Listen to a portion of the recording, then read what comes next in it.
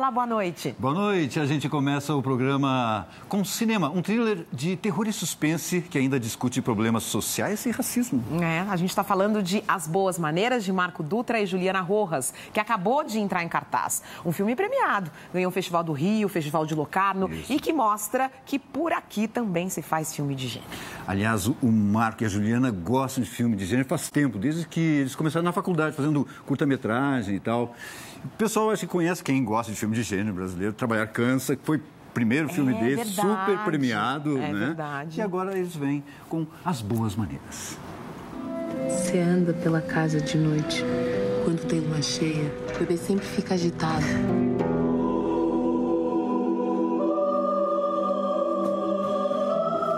Ana, vamos deitar. É uma fábula de horror em São Paulo. De terror, de comédia, de musical. Que fala sobre o mito do lobisomem, mas também, através desse mito, ele fala sobre dualidade e contrastes em vários aspectos, né? Tem a camada racial, tem a camada social, tem a camada homoafetiva e a camada do amor, né? A camada da afetividade dentro disso tudo, né? Sossega faixa aí. Vem cá, dá um abraço, brinda comigo. Começa com essa relação hierárquica de patroa branca, empregada negra, que vai sendo transformada, né? A gente vê abusos de poder, cedências, não cedências, você vê confronto, conflitos e você vê depois a transformação dessas duas mulheres sozinhas que vão se ajudando, se conhecendo, se estranhando, desconfiando e se aproximando. A minha personagem se encontra num momento em que ela está muito fragilizada, tentando segurar a onda dela de uma coisa que ela enfrentou meio sem saber exatamente o que ela estava enfrentando. E a personagem da Zua, que é muito forte, muito firme, já por outras razões, por razões sociais, de uma mulher que vem negra, do subúrbio, pobre, que vem trabalhando e vai levando a vida dela, descobrindo os instrumentos que ela tem para poder se impor. E vai apresentando isso para ela também, assim. Acho que as duas vão se encontrando justamente nessa necessidade.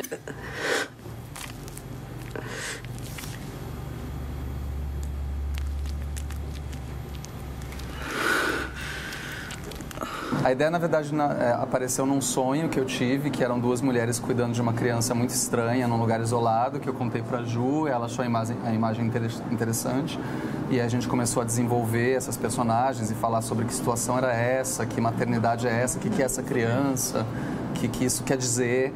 E aí o filme começou a crescer, tipo, as células multiplicarem, o filme foi crescendo e essas personagens foram se revelando pra gente aos poucos, conforme a gente escrevia.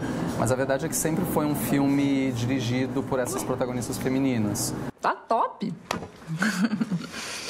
O que foi aqui na sua mão? Nada. Cortei cozinhando. Mas acho que o que a gente trabalhou muito foi essa linguagem que desse o tom do conto de fadas, né? E foi realmente mergulhar numa realidade completamente diferente, né? Uma convenção artística dentro do cinema que eu fiquei fascinada, assim. Acho que é um filme que ele é imerso em tanta fantasia, ele é tão livre. Por isso que eu acho que a gente pode ver tantas vezes, porque essa liberdade, a fantasia, ela permite que a gente atribua o significado às coisas, né? E acho que torna o espectador ali mais ativo. Ele tá enorme. Olho grande, boca grande, mão grande. É um menino forte, Ana. Uau! Bom, das séries mais vistas por aqui, a maioria esmagadora vem dos Estados Unidos, claro.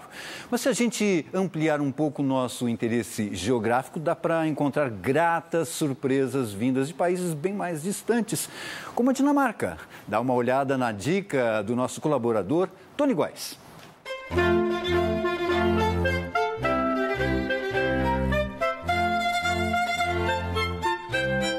A Escandinávia é um dos lugares de mais alta qualidade de vida do mundo. E, no entanto, os escandinavos estão se especializando em fazer programas densos, quase tristes. É todo um gênero que a imprensa já está chamando de scandinoir.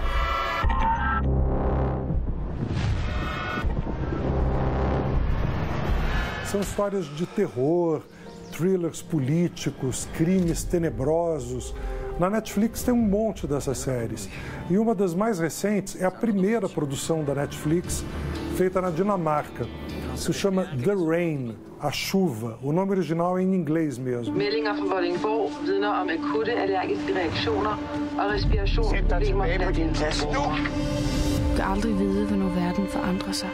E ela fala de uma chuva misteriosa que carrega um vírus mortal e que elimina quase toda a população da Escandinávia. Entre os sobreviventes está um casal de irmãos que passa 6 anos escondidos em um bunker que foi construído pelos pais deles, que eram cientistas.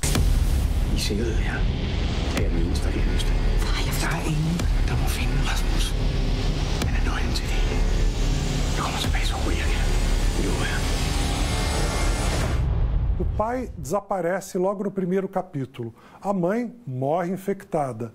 Os dois ficam 6 anos escondidos e, quando saem, eles encontram uma terra arrasada. Exatamente o contrário do que é a Escandinávia dos dias de hoje. A série está fazendo tanto sucesso que a Netflix acaba de confirmar uma segunda temporada.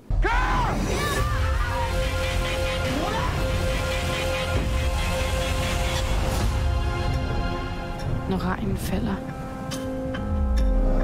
vi. E mais uma série para colocar na agenda. Mais uma. Nosso assunto agora é teatro, mas antes precisamos de uma leve introdução na matemática para prosseguir, tá certo? Preste atenção. Sempre que dividirmos o comprimento de uma circunferência pela medida do seu diâmetro, o valor será de 3,14. Não é verdade. É o famoso pi, você lembra, Cunha Júnior? Lembro. Mais ou menos. Mais ou menos. 3,14, 1,592,65. É infinito. Mas é por pensar no fim, no finito, que a peça Pi panorâmica insana está mexendo com o público. Aí vai política, violência, miséria, riqueza, gênero, sexualidade, assuntos do mundo contemporâneo vistos com lente de aumento. É um espetáculo sensorial e intenso.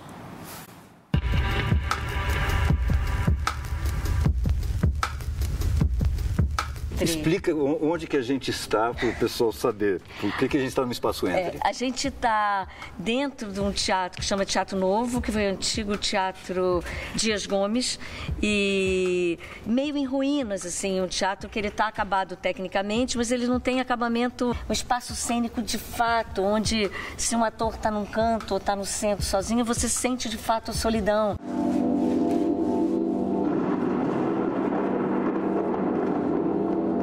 Como é que vocês chegaram no texto? Fomos chegando aos poucos. Eu queria fazer uma peça contemporânea que falasse alguma coisa do momento, uma coisa que eu pudesse ir para o teatro dialogar com o presente, sabe? Educação não educa, justiça não é justa, os remédios não curam. O mundo virou um mundo onde a única coisa que vale de fato é o dinheiro. E aí a gente foi querendo falar dos marginais, dos excluídos, já entrando numa coisa por aí. E aí eu tenho uma história muito forte com a Bia. Na verdade, eu fiz muitos anos de tablado, mas a primeira peça assim adulta, profissional que eu fiz foi com a Bia, que foi Orlando, que a gente ensaiou 8 meses, quando eu tinha 18 anos. Depois a gente fez Viagem ao Centro da Terra. Eu estava no elenco de Viagem ao Centro da Terra aqui em São Paulo? Sim. Nossa, eu estava lá. Eu era dona da vaca. Dou-lhe 2, dou-lhe 3. Já pedi. Quer que tenha leite? Tem leite. Eu trabalhei com ela tão nova. E aí eu queria voltar a ter esse processo, né, louco de ensaio, com uma disponibilidade, né, com um despudor, com uma entrega. Todos os temas que são falados, são tocados na peça, a gente trouxe coisas nossas. Não só, às vezes, não só defendendo uma ideia, mas também defendendo um jeito disso ser encenado. Leonardo Vitorino, Catar. Jacob de Maia, Camarões. A gente até quando começou esse projeto, na realidade, o Brasil não estava numa situação política tão premente. Sim. Então tinha até um pouco mais, era um pouco mais lúdico, né, o projeto no início, mas foi se tornando uma realidade tão violenta que o nosso projeto também, de alguma maneira, foi respondendo à realidade. Essas eleições, por exemplo, e tudo isso que está acontecendo, essa greve que existiu agora e essa instabilidade do Brasil, está todo mundo instável também. A gente não sabe o que vai ser no fim do ano, quem é que vai ganhar as eleições, né? Então isso dá um pavor. Violência doméstica. Depressão. Feminicídio. Feminicídio. Feminicídio. O que eu acho mais legal aqui no PI é que você não precisa de um texto linear, uma historinha para contar esse recorte da humanidade de loucura e fim de mundo e de panela de pressão. Você, através de imagens poderosas e pequenos discursos curtos e potentes, assim, você dá esse painel. Aí eu fiquei sabendo pela Beth, que é da Morente, que essas roupas que estão aqui, são cerca de 11 mil roupas, já foram usadas por pessoas, né? E durante muito tempo agora elas já foram lavadas, mas tinha o cheiro das pessoas. E de repente você pega uma roupinha dessa e faz assim, e isso vira uma pessoa, e tem um nome, e tem não sei o quê, e é vermelha, e pulsa, diferente, sei lá, dessa outra, que é de outra cor, de outra tonalidade, que realmente é outra pessoa. Então, isso me interessava, quer dizer, ter aqui algo muito populoso.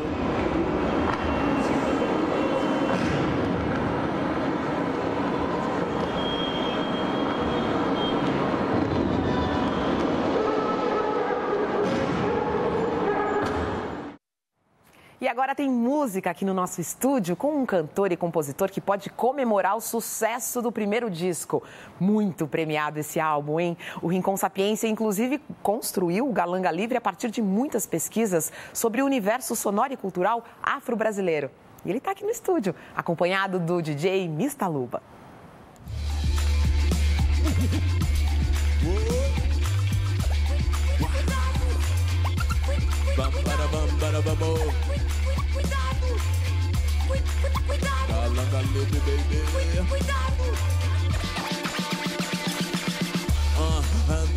Andar, minha vida ninguém pode mandar. Procurando pela paz de Aruanda. Eu não vou bater panela na varanda. Rua, nós vamos ocupar. Voar, vivendo sem culpa. Os vilão não vão se preocupar. Azedo como limão, chupar. O escravo preso na corrente. Hoje temos corrente no pescoço. Sem bala no pente e colete. Tô querendo banquete no almoço. Por lei, faço minha lei. Alma rebelde, Bob Marley. O império dos pretos se revela. Jogo da velha, pronto falei. Era escravidão, Buruzu casarão, era nosso limite. Eu não quero colher o algodão, mas eu quero vestir coleção Hair Covid. O perfume flutua no ar, parece que bateu, já me deu apetite. Poderoso que nem faraó e uma nega lindona tipo Nefertiti. Nossa coragem levantar, pro nosso medo encolher. Fui convidado pro jantar, migalhas não vou recolher. Vida me chama pra cantar, sem fuga, livre pra correr. Um bom terreno pra plantar e a casa preta se erguer. Não vamos mais querer, senzala nunca mais. Amor a Deus, no quilombo é fuzuê. Nosso ritual vai ter auê, liberdade pra viver. Olhando de fora da vitrine, os carros da hora Lamborghini. Vender a cultura é loucura. Pegue logo seu fura, elimine. Pretinha, rainha, ensine. Chamando atenção sem um biquíni. O rap dos clones é da clone. Quando tá no meu nome é Contini. Meia volta Mussolini. Ai, ai, salve, salve, Selassie, ai. Logo fico mais forte, entendeu, pai? Verdinho na lata, papai. Ai, tô escurecendo meu verso. Tipo vitiligo com efeito inverso. Microfone meu brinquedo, é por isso que minhas palavras eu meço. Vamos atacar pra se proteger, pra se destacar. Não temos que se esconder, é perder o pudor pra ganhar o poder, sem deixar o amor. nossa coragem levantar, pro nosso medo encolher. Fui convidado pro jantar, migalhas não vou recolher. Vida me chama pra cantar, sem folga livre pra correr. Um bom terreno pra plantar e a casa preta. Não vamos mais querer senzala nunca mais. Amor a Deus, no quilombo é fuzuê. Nosso ritual vai ter auê, liberdade pra viver. Uau! Rincon! Dá vontade de dançar? Vou começar. Mas tem mais Rincon hoje, né? Tem mais Rincon hoje no programa, viu? Fique por aí. Muito bem, no próximo bloco, a companhia Ornitorrinco de Teatro com a peça Nem Princesas, Nem Escravas. Muito humor e muita crítica.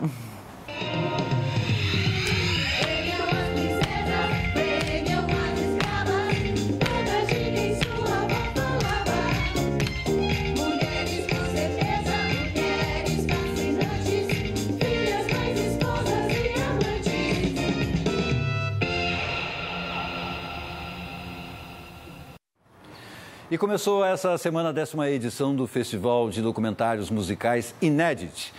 Este ano foram 123 inscritos. Entre os destaques, Onde Está Você? João Gilberto, do diretor franco-suíço Georges Gachot, o homenageado do festival.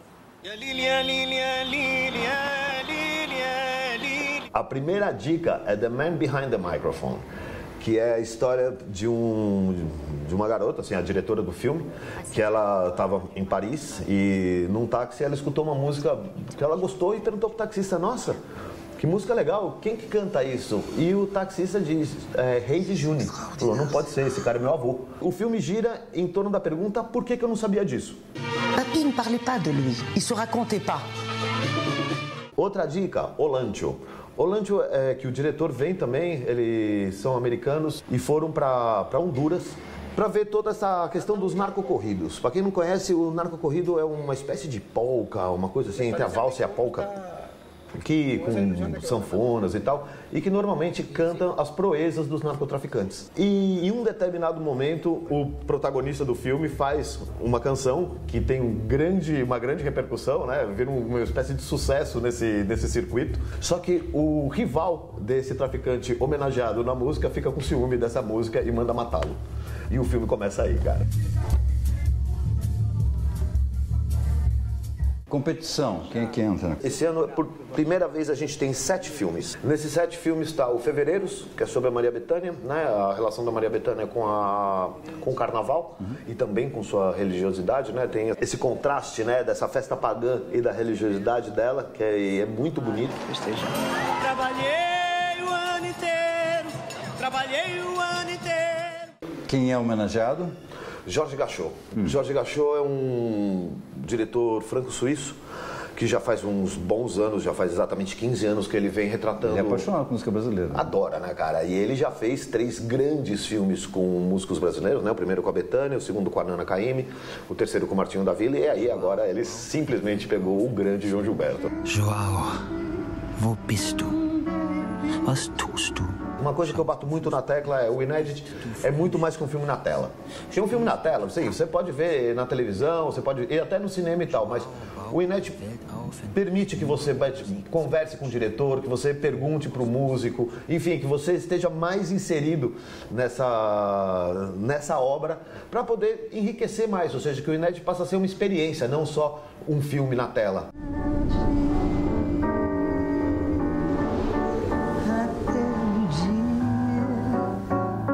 Até talvez, até quem sabe.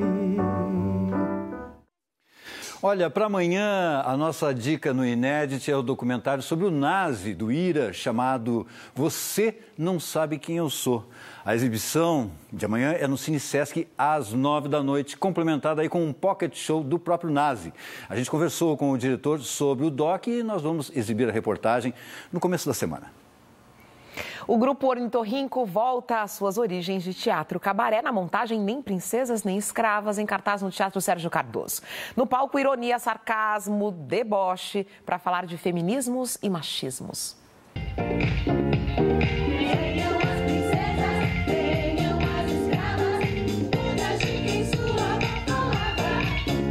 teatro do Grupo Ornitorrinco está pensando as questões femininas, é isso? É isso, mas sob viés da comédia, porque essa peça é uma peça que ela tem uma estrutura dramatúrgica de teatro cabaré. Você não tem mais o cabaré como você tinha nos anos 20 da Alemanha, ou na Belle Époque, na França. O próprio espaço físico do cabaré você não tem, mas você tem o espaço espiritual do cabaré, que basicamente é o tipo de comunicação que você estabelece com a plateia, que é uma comunicação direta, sempre com temas contemporâneos, temas políticos, temas provocativos e, sobretudo, o humor. Senhoras e senhores, essa é Lupita, uma dona de casa como tantas. E ela apanha do marido, mas ela acha tudo isso normal, maravilhoso, tudo com muita leveza, elegância. Essa é Thelma Maria, a mulher de todos, a mulher de ninguém. É uma servidora sexual que bate nos homens com muita leveza e elegância. E ganha dinheiro pra isso. Essa é Patrícia, o protótipo da mulher moderna. Uma intelectual que fala 5 idiomas, tem um doutorado em economia pela Universidade de Sorbonne e muito bem sucedida, porém a grande questão dela é por que ela não é casada. Eu continuo escrevendo Estado Civil solteira, mas eu não nego que ainda sonho que um homem me proponha casamento e me dê seu sobrenome. Por que vocês decidiram montar esse texto hoje, né? Falar dessas questões quando hoje. O Cacá descobriu o texto e chegou me contando desse texto, eu já achei incrível porque a gente está exatamente nessa discussão, só que não existe uma crítica reflexiva. O que no caso porque é comédia, e a comédia é reflexiva, né? O Cacá fala muito isso. A melhor forma de você raciocinar, pensar e elaborar certos temas é sempre através do humor, porque o humor necessariamente passa pelo crivo da inteligência. Mas não pensem que por eu ser um símbolo sexual, eu não use um dos órgãos mais importantes, a cabeça.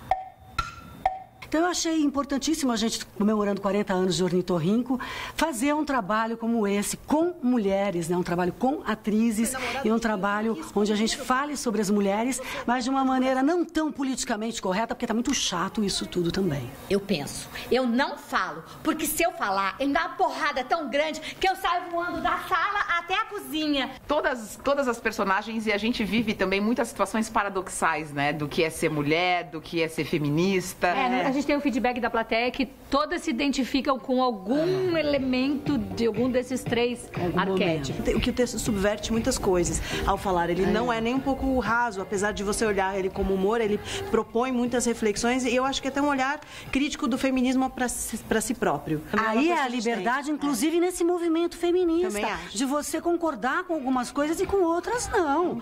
A liberdade é a palavra, ser uma pessoa livre.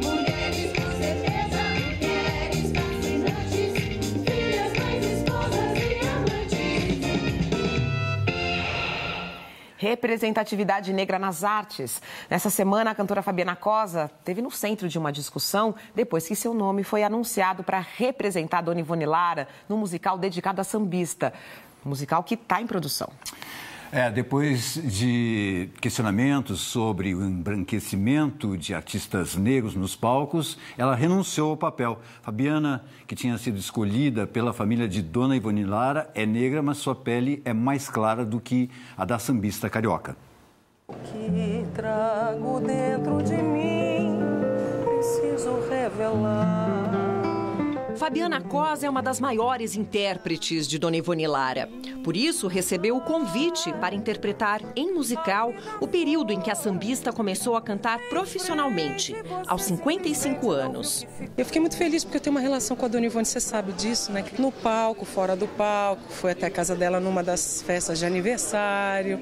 Acho que Dona Ivone anda sempre muito perto de mim. Não, pra que lamentar? Depois do anúncio onde seria a protagonista do musical, Fabiana sofreu uma onda de ataques pela internet de pessoas que não concordaram com a escolha, alegando que Fabiana não tem a cor da pele de Dona Ivone Lara. Eu acho tudo muito pertinente no momento do Brasil. Para mim, eu só não comungo, como eu coloquei na minha carta, com a questão da violência. Eu acho que a gente tem que abrir uma mesa, uma discussão. O próprio Itaú Cultural falou a seguinte: vamos então abrir um seminário para essas discussões. Eu acho que isso que é bacana, né? O que me deixou surpreso é o grau de violência. Isso eu não comungo com isso. Se for analisar ao longo da história, você vai ver muito mais mulheres negras com características mais europeizadas, tendo mais destaque do que mulheres negras retintas, que seriam as de pele mais escura, né? Isso não significa que as mulheres negras de pele mais clara não sofram racismo, não é isso. É que o racismo vai ter outras dinâmicas para ela. Através de uma carta, Fabiana explicou os motivos de sua renúncia. Em um trecho, ela diz: renuncio por ter dormido negra numa terça-feira e numa quarta, após o anúncio do meu nome como protagonista do musical, acordar branca aos olhos de tantos irmãos. Disse ainda: renuncio porque a cor da pele de Dona Ivone Lara precisa agora ainda ser a de outra artista, mais preta do que eu. Tem que respeitar a família, o nome da Dona Ivone, isso é muito importante, né? A Fabiana, que é uma artista maravilhosa, eu acho que a gente tem que discutir. Tá tendo uma onda de muita intolerância em tudo, né? A gente, ou você é branco, você é preto, você é isso, você é aquilo. A gente tem que conversar, pegar a mão aí, vamos olhar no olho, vamos conversar. A gente tá aqui para isso, para ser feliz. A direção do musical vai escolher a protagonista que ocupará a vaga deixada por Fabiana Cosa entre as artistas que já participaram das audições. Os testes de canto, dança e interpretação foram concorridos. Acabou de sair do teste, como é que foi? Então, é muito emocionante. Eles são muito gentis, desde o pianista a toda a equipe. Eu já conheci umas coisas de Dona Ivone Lara por conta da minha infância. Por minha mãe eu ouvi e eu só identifiquei, na verdade, que era de Dona Ivone Lara quando eu comecei a estudar o processo do espetáculo. Fiz, cara, eu vi isso a minha infância toda. O galo já não canta mais, não canta galo. A água não corre mais na cachoeirinha. Tá ouvindo Dona Ivone Lara? Um pouquinho, né? Ela foi a primeira mulher a compor, né, enredo para a escola de samba. Então é um desafio muito grande para aqueles que forem selecionados para estar nesse espetáculo. Quando você sabe que você vai cantar um samba e não uma música da Broadway, você fala, opa, como é que é isso? Alguém me avisou pra eu pisar nesse chão devagarinho. Alguém me avisou pra pisar nesse chão devagarinho. Tá conseguindo manter a calma? Lógico que não. Próxima a entrar? Ai, eu.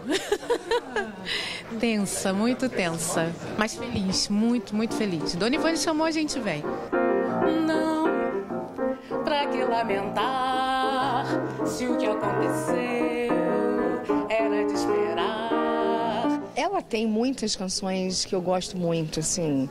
Tem uma que é fofinha, não sei cantar inteira, porque eu não decorei. Tchê, olha lá, oxa. E depois que eu descobri a história dessa música, do passarinho, olha, eu fiquei encantada. E aqui nesse momento vocês podem apresentar a música que vocês quiserem. É uma música que seja no estilo samba, mas a gente que opta pela música. Ô Antonico, vou lhe pedir um favor, que só depende da sua boa vontade. É necessário uma viração pro Nestor, que está vivendo em grande dificuldade. É engraçado que tem uma coisa no perfil das pessoas que estão aparecendo aqui, são pessoas que são fãs da Dona Ivone Lara. Tem a Isbeck, vocal da banda da Dona Ivone, tem filha de Cartola, filha de compositores, pessoas que estão envolvidas diretamente. O neto da Dona Ivone está aqui. Buscar essa saudade, sonho meu, com a sua liberdade, sonho meu. E no próximo bloco, mais música e conversa com o Rincon Sapiência. Canela fina é pra correr, se me pegarem vai doer. Estando em desvantagem, a sensação é de poder. Eu sou nego fujão, pega nego fujão, corre nego fujão. Eu vou embora daqui. Meu crime eu sei, não tem gás base. Pega nego fujão, tá nos cartazes, pra ver rebelião. Metrópolis de volta com música. Como prometido, Rincon Sapiência está no estúdio com a gente, é o nosso convidado especial. Já cantou uma música aqui pra gente do primeiro álbum que fez um sucesso. E é um álbum que está muito ligado à sua pesquisa da cultura, das raízes afro-brasileiras, né? É inspiração para você, é vivência para você isso, é música para você isso, né, Rincon? Sim, sim. É um lance que eu consegui identificar assim que quanto mais a gente consegue colocar os signos da música brasileira, aí no meu caso, que sou apaixonado, pesquisador de cultura afro, música afro, assim, quanto mais que o rap é um gênero norte-americano e a gente pega muita influência, assim, mas quando a gente só reproduz de forma idêntica ao que eles fazem, acaba faltando o nosso tempero, né? Nossas características, assim. Então, ao longo do tempo eu vim conhecendo vários ritmos, várias bandas, coisas de matriz afro aqui no Brasil e no continente africano também. Então, o que eu pude pegar e trazer para o trabalho, eu trouxe e acabou virando esse meu primeiro disco aí. Agora é um discurso de reflexão também sobre o que é ser negro no Brasil, né? Sim, sim. O disco todo, né? Exatamente, porque ele fala de questão afetiva também, tem aquele discurso politizado, combativo também, mas ele passa por várias vias e nessas várias vias, no final das contas, são ideias que têm a ver com liberdade, em vários sentidos, né? Não somente na música que puxa o disco, que é o Crime Bárbaro, que é o escravo que mata o seu senhor de engenho, mas em outras músicas ela sempre traz essa provocação do nosso anseio por liberdade, né? Em cultuar a nossa religião e ter a nossa estética, em ter um relacionamento saudável e coisas do tipo assim. Claro. A gente viu no programa de hoje uma reportagem sobre a Fabiana Cosa e toda essa discussão sobre representatividade do artista negro, colorismo, né? Sim, sim. E aí eu queria saber a sua opinião. Independentemente do talento da Fabiana e das polêmicas que aconteceram, porque eu acho que foi uma discussão que o Brasil tinha que ter, que era importante. Necessária. Você acha que seria importante uma atriz negra retinta fazer o papel da Dona Ivone Lara? Você acha que isso faz sentido? Eu acho que eu consigo ver os dois pontos. Assim, ela tem uma competência, um talento e uma pesquisa de samba incrível, né? A Fabiana Cosa, então ela tem todo o gabarito para interpretar uma obra de Dona Ivone, claro, assim, né? Isso é inquestionável. Isso é inquestionável, mas faz toda a diferença o lance da Dona Ivone ser uma preta retinta, escura. Então, isso trazia vários entornos para a vida dela. Então, representar a Dona Ivone seria interessante, no meu ponto de vista, que fosse uma mulher preta retinta, porque isso ia refletir mais o que era a personalidade de Dona Ivone, assim. Mas, em contrapartida, eu achei que por várias formas que isso foi reivindicado, acho que a Fabiana foi muito desrespeitada, assim. Eu acho que muitas pessoas reivindicaram esse detalhe de uma forma um pouco agressiva e um pouco equivocada, né? Claro, mas a discussão é necessária e ela é incrível, sim, a conheço, sou muito fã de Fabiana, mas existe uma identidade que a gente acaba se vendo se você é retinto e vê uma pessoa retinta, ou se esse grande artista, no caso a Dona Ivone, é retinta e se quem representasse ela fosse retinta, seria positivo também, assim, né? Claro. É inegável, né? Seria um avanço. Sim, sim. Vamos voltar às origens. Vamos. 2010, Rincon Sapiência lançava o seu single Elegância. E o Metrópolis estava lá e eu dei um rolê com o Rincon no Fashion Week. Porque, como você pode perceber, Rincon é pura elegância, dá uma olhada. Nem todo mundo tá bacana que nem nós aqui, né? Eu pergunto com que roupa? Aquela que eu te dei. Com que roupa, nega? Aquela bonita, nega. Eu vou. A gente deu uma sentadinha depois de passear tanto aqui pela São Paulo Fashion Week. Ó, e o sonzinho que tá rolando, hein? Elegância. Já tá rolando aí, fiz a ponte com o DJ ali. Ele abraçou, já botou pra tocar aí. Firmeza total. Tava no começo, já levava um CDzinho no bolso. Oxe, não pode. Agora aí, tem 2010, você na batalha e já começando a ter uma certa, aparecendo, sim. Mas o disco sai só em 2017. Exatamente. Por que demorar tanto tempo? Para você foi importante esse processo aí? É uma construção também, né? Então, você pega a capa do disco, tem uma linguagem de moda, por exemplo, muito forte. Então você vê que a minha relação com a moda já é de um tempo, assim. Então, esse lance de colocar signos afro no rap, no discurso, no texto, assim, que é algo forte no Galanga, eu já trazia de elegância, muitas cores quentes, muito... Então, é o tempo que eu levei para amadurecer essas ideias e, inclusive, na experiência que eu tive indo para o continente africano, para Senegal e Mauritânia, essas minhas propostas foram muito bem aceitas, né? Os samples com berimbau, referência de capoeira, a estética que tem na elegância. Então, depois que eu voltei de viagem, assim, eu voltei, tipo, muito certo que esse era um lugar a se apoiar e a se pesquisar mais, a se amadurecer. E foi ver, já era 2017. E quando eu vi, já era 2017. Exatamente. Aí, quando estava tudo pronto, eu falei, onde estamos? Era 2017. Foi o Você tempo. falou de ter ido para a África e não, você não é o primeiro e nem será o último artista negro a ir para a África e redescobrir a sua música e dar um reset na cabeça, né? Exatamente. E você vai cantar pra gente agora? Vamos embora. Bora? Sim. Que prazer ter você aqui, Rincon. Tá certo. Por favor, vamos nessa. Mais uma vez, Rincon Sapiência. Você sabe que tem show dele aqui no Sesc Parque Dom Pedro. Você vai ter Rincon Sapiência. E em Salvador também tem. Os 2 próximos shows. Dá uma olhadinha no site dele que tá tudo lá. E agora tem Rincon pra gente. Vamos, bora.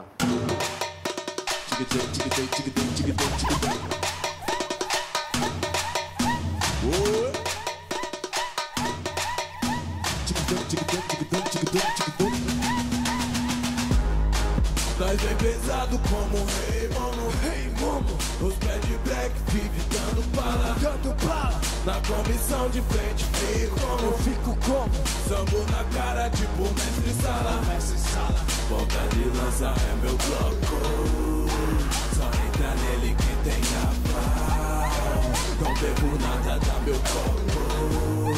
Pra nós o ano todo tem carnaval. Não quero bochicho, não quero bochicha. Então vou passar nessa xícara bochicha. Se eu tiver com grana no brechó, eu vou querer roubar. Dizem que a música é um remédio, eu vou querer topar. Tá tudo no controle, pra ninguém me controlar. Original e marginal, então nem vem trollar. A pampa nessa rampa, guardei, fechei na tampa. O rap, eu trago o samba, deu isso aqui, rolar. Hey, nós vem pesado como rei, mano. Os pés de black vive dando bala.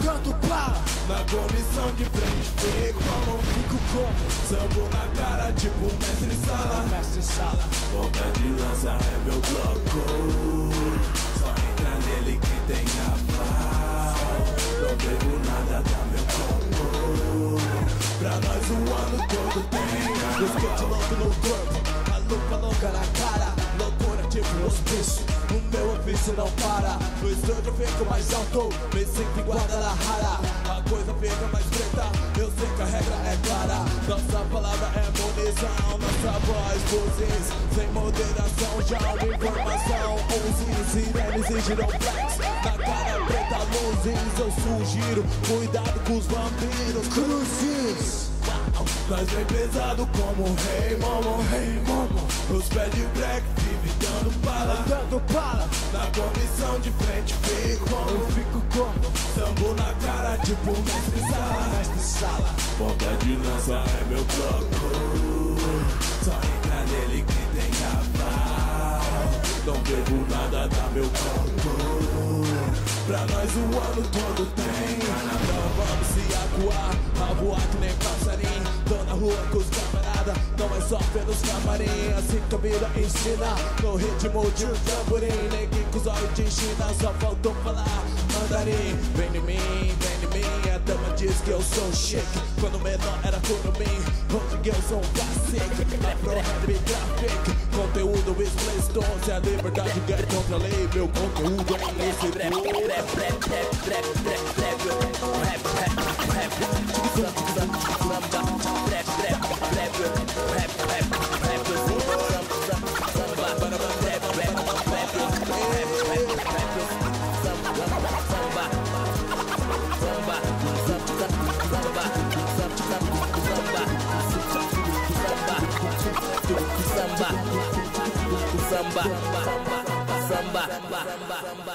Samba.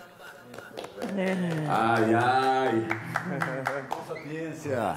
DJ Mistaluba, muito obrigado pela sua participação aqui também no Metrópolis.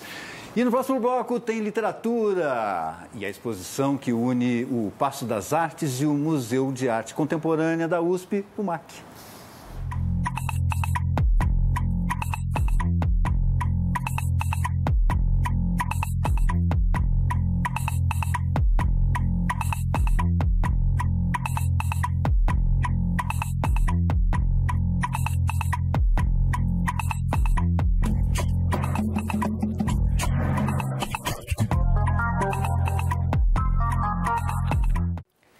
Sem sede própria desde 2016, o Paço das Artes se uniu ao Museu de Arte Contemporânea da USP na exposição Paradoxos.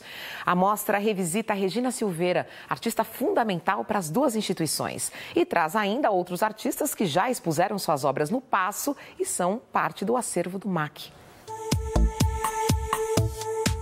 Paradoxos da Arte Contemporânea, diálogos entre o acervo do MAC USP e do Paço das Artes. É uma parceria do Paço com o MAC USP. Então a gente foi mapeando os artistas que tinham passado pelo Paço e que tinham obras no acervo do Museu de Arte Contemporânea da USP.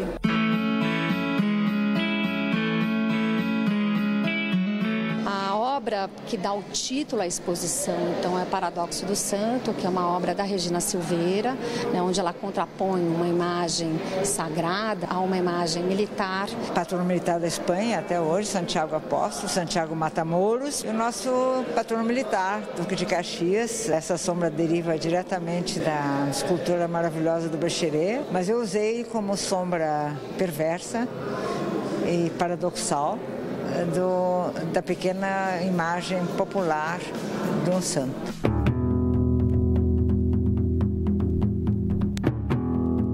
A Tutóia é uma intervenção paisagística numa delegacia de polícia aqui em São Paulo. A arte ela é possível de ser feita e ela é até aplaudida, mas desde que você não toque em determinados assuntos ou não entre em determinadas searas. Assim.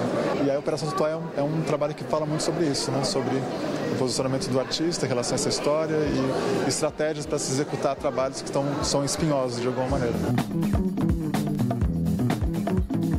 A ideia desse trabalho, o Aí Onde Não Se Está, é sempre essa percepção de onde nós estamos exatamente no mundo. É uma das obras que tem a ver com esse assunto de território. Exato. Esse Aí Onde Não Se Está, que lugar é esse que a gente não está e, eventualmente, para onde você pode ir, até onde você vai, até onde você chega.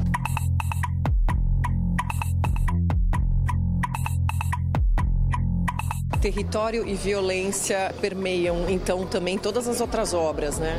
Território, violência, cidade, a discussão entre o real e virtual, que é uma discussão que a Regina já coloca no trabalho dela, em vários dos trabalhos, numa perspectiva expandida. E o Paradoxo é essencialmente uma obra que procura juntar a plataforma poética com a plataforma política. Essa ideia de uma poética ativista era muito importante para a exposição.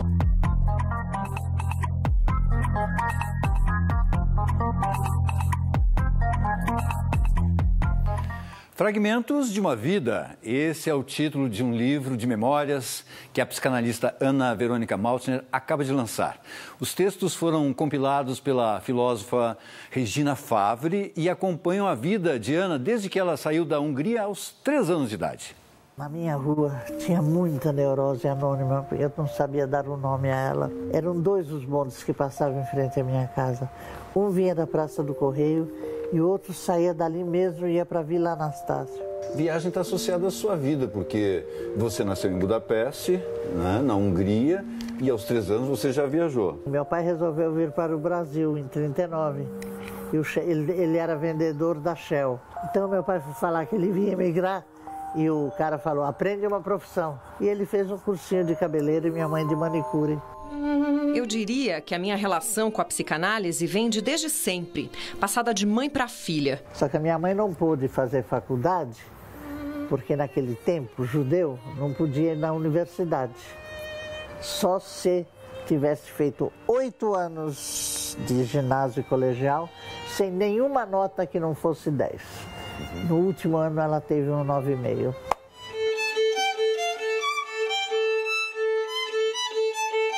E o que significou e significa ainda a psicanálise para você?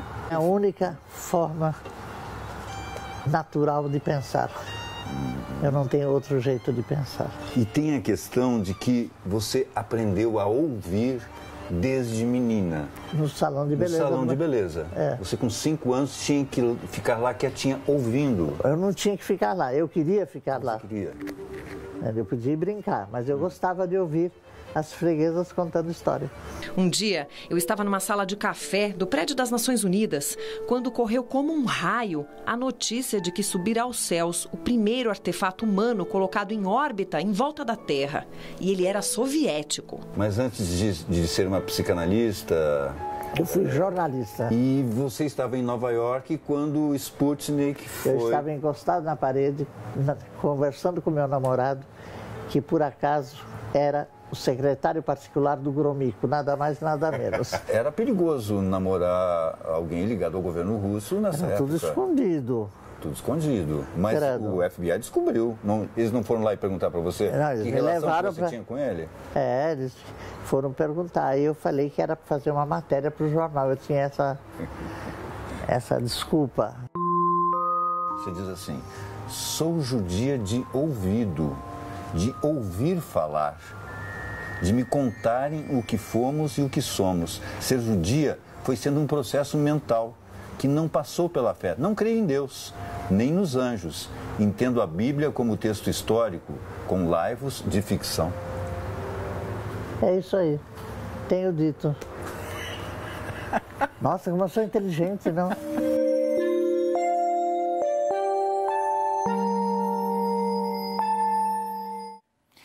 E nesta semana foi anunciada a programação completa da Festa Literária Internacional de Paraty, a Flip. Não vejo a hora. O vencedor do prêmio Pulitzer, Colson Whitehead, é um dos destaques. E a homenageada deste ano é a escritora Hilda Hilst. Os temas da obra de Hilda vão pautar muitas mesas de discussão. A primeira delas tem a presença da cineasta Gabriela Grebe, que vai mostrar trechos de um documentário que ela acaba de finalizar, chamado Hilda Hilst Pede Contato. É um documentário que fica ali, tateia as experiências que a Hilda fazia em gravadores, para ouvir vozes do além, vozes dos mortos, e escrever a partir disso. Super interessante, ouvi falar bastante disso, mas quero saber mais detalhes, né? Então a gente encerra o Metrópolis de hoje irradiando Hilda Hilst. Um beijo para vocês e até terça. Tchau. Eu vou pôr o nome de Casa do Sol. Eu sempre considerei que a casa era uma criação, uma invenção, como qualquer uma das outras ficções da Hilda.